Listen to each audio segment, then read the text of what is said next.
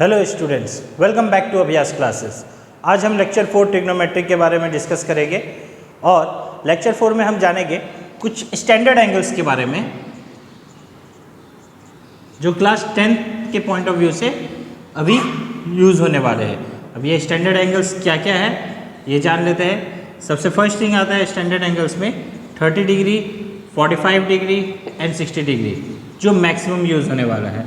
Other than these three there is 0 degree and 90 degree. तो सबसे पहले हम 30 डिग्री के बारे में पढ़ेंगे और जब 30 डिग्री को डिराइव करेंगे तो 60 डिग्री ऑटोमेटिकली ही डिराइव हो जाएगा। अब इन दोनों के लिए अगर ट्राइंगल्स बनाया जाए तो क्या ट्राइंगल हो सकता है वो एज्यूम करते हैं। Let A B and C. Now let A B C is an equilateral triangle, that means A B equals to A C equals to B C. यहाँ पे मैं लिख देता हूँ A B equals to B C equals to AB. That means all the angles should be equals to 60 degree. अब जो next step है उस नेक्स्ट स्टेप में हम लोग क्या करेंगे, draw AD perpendicular to BC। अब AD एक परपेंडिकुलर हम ड्रॉ कर दिए BC पे। अब जैसे ही AD मेरा एक परपेंडिकुलर ड्रॉ होता है तो इक्विलैटरल ट्रायंगल की वजह से मैं कह सकता हूँ कि ये दोनों साइड भी क्या हो जाएंगे, बाइसेक्ट हो जाएंगे आपस में।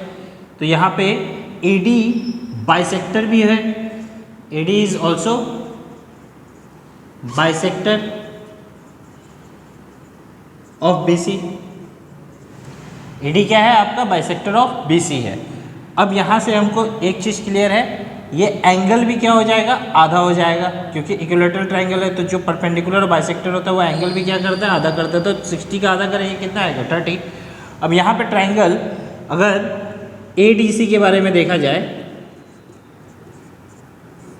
तो यहाँ पे ADC में AC को अगर हम लोग 2A लेते हैं, दैट मीन्स ये 2A हो गया, ये मेरा 2A हो गया, ये होल डिस्टेंस मेरा 2A हो गया। अब ये होल डिस्टेंस 2A है तो half of it will become A automatically. अब ये जो हाफ ऑफ इट है वो मेरा A बन गया, दैट मीन्स आधा हो गया है। अब पाइथागोरस थ्योरम अगर यूज़ किया जाए और पाइथागोरस थ्योरम से अगर हम निकालेंगे AD का वैल्यू, तो AD का वैल्यू क्या हो जाएगा हमारा, रूट ओवर रूट 3A। तो AD इक्वल्स टू क्या हो गया मेरा, रूट ओवर रूट 3A।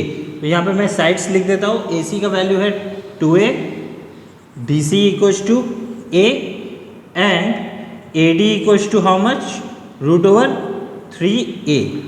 अब जब साइन 30 डिग्री के बारे में बात करेंगे तो sine 30 degree equals to how much, 30 degree मेरा ये है, इसके लिए मेरा परपेंडिकुलर क्या हो जाएगा, DC हो जाएगा। अपोजिट देखेंगे इसका तो DC is a perpendicular divided by hypotenuse क्या होगा मेरा, AC होगा। तो हाइपोटेनस मेरा AC, तो DC इक्वल्स टू क्या है मेरा A और हाइपोटेनस क्या है 2A। A कैंसिल तो डेट मीन्स 1/2। तो साइन 30 डिग्री का वैल्यू क्या आया, 1/2। सिमिलरली अगर हम साइन 60 डिग्री के बारे में भी देखें, क्योंकि 60 डिग्री भी इसी ट्रायंगल्स का पार्ट है, तो 60 डिग्री का अगर यहाँ पे है 60 डिग्री तो इसके लिए परपेंडिकुलर क्या हो जाएगा, AD। तो यहाँ पे perpendicular AD divided by hypotenuse क्या हो जाएगा, AC, that is AC equals to AD का वैल्यू है रूट 3A, AC का वैल्यू है 2A।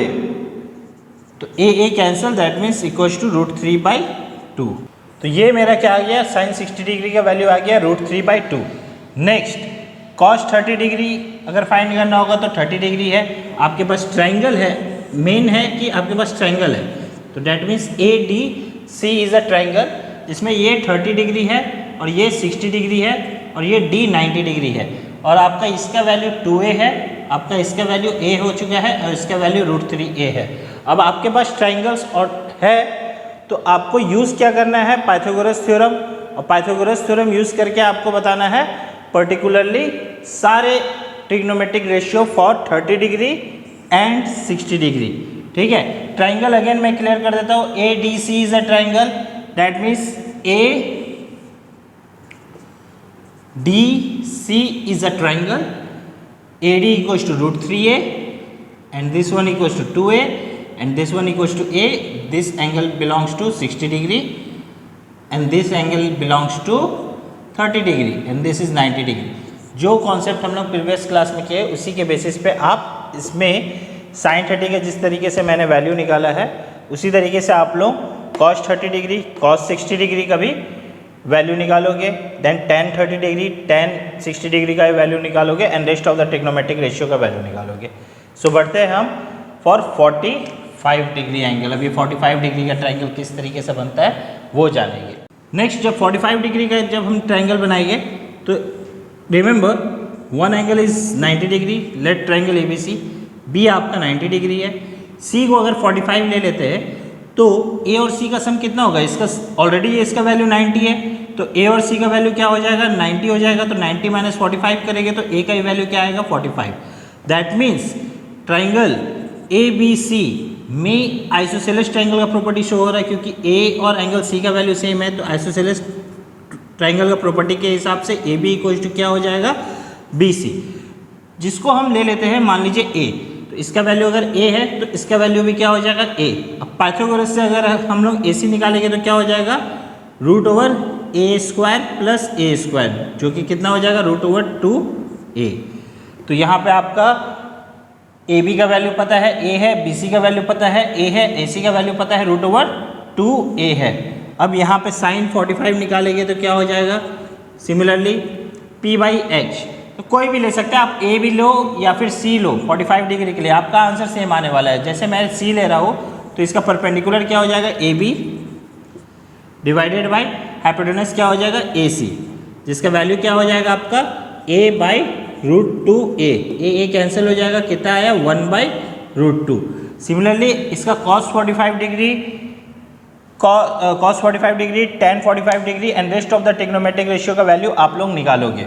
And the best thing about this triangle is इसका जो साइन 45 वैल्यू होगा आपका cos 45 वैल्यू भी सेम होगा। जब आप निकालोगे तो आपको पता चलेगा इसका cos 45 वैल्यू भी सेम होगा, और ये ट्राइंगल में tan 45 डिग्री जो आएगा जब आप लोग निकालोगे P/B करके, हालांकि मैं यहाँ पे हेल्प कर देता हूँ, P क्या है मेरा AB और B क्या है मेरा BC, तो कितना हो जाएगा A/A दैट इज 1।